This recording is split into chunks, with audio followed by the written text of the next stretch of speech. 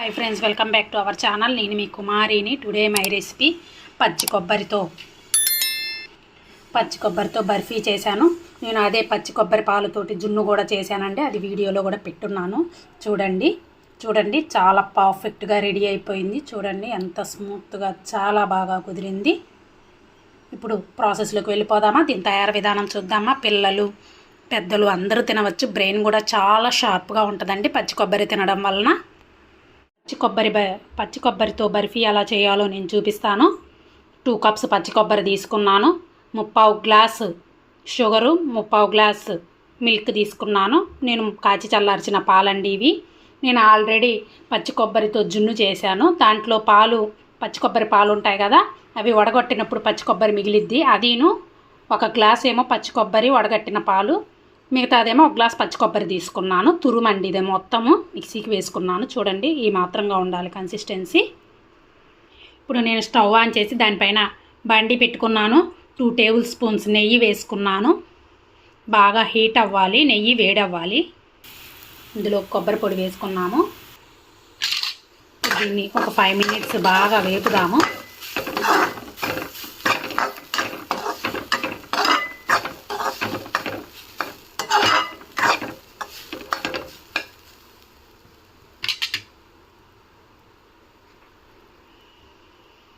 ఇప్పుడు ఇందులోకి మనం పాలు వేసుకుందాం.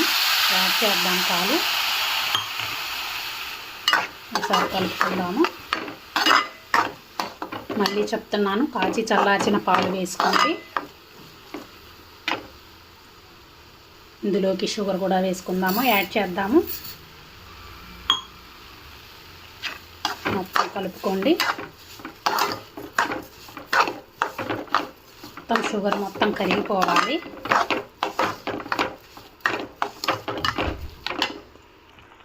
ఇందులో కొంచెం ఇలాచీ పౌడర్ యాడ్ చేద్దాము. చూడండి షుగరు బాగా కరిగిపోయి వాటర్లా పైకి తేలుతుంది. ఇదేమి ఉండకుండా బాగా గట్టిగా రావాలి, లిక్విడ్లా ఉండకూడదు. మధ్యలో 1 స్పూను నెయ్యి యాడ్ చేయండి, అడుగంటకుండా.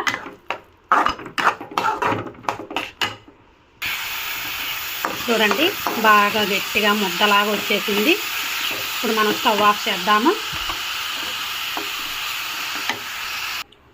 ఒక స్టీల్ ప్లేట్ తీసుకొని కొంచెం నెయ్యి వేసానండి. ప్లేట్ మొత్తం అప్లై చేద్దాం మనం ఇలాగా.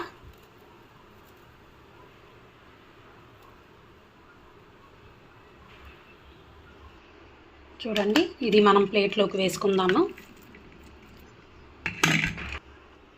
చేతికి కొంచెం నెయ్యి అప్లై చేసుకొని ఇలా మనకి ఏ షేప్లో కావాలనుకుంటే అలా స్ప్రెడ్ చేయండి.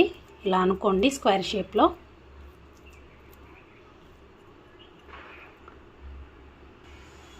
చూడండి ఇలా స్క్వేర్ షేప్లో వేసుకున్నాము.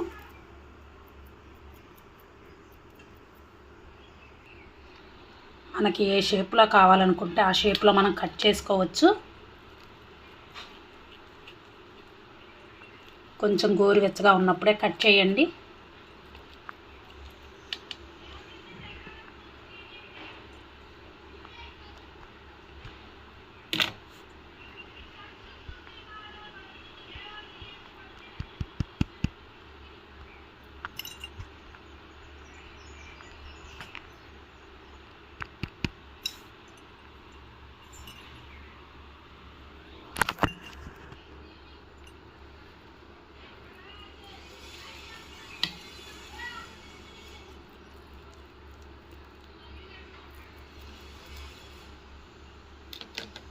పూర్తిగా చల్లారిన తర్వాత తీసుకుందాం. కొంచెం ఈడ మధ్యలో ఇలా వచ్చి ఉంటుంది కదా, దాన్ని చేతితో ఇలా అనండి.